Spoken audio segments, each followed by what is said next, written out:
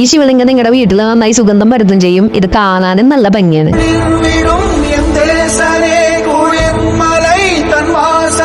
Okay, let's try this.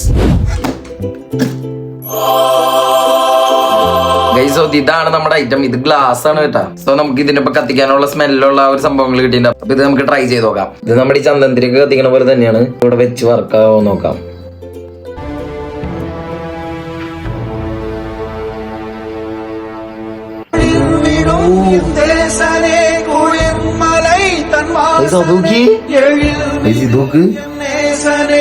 ഓ, അതിന്റെ full ഇങ്ങനെ ഉള്ളില് മഞ്ഞ് പോലെ പുകയേക്കണം കണ്ട.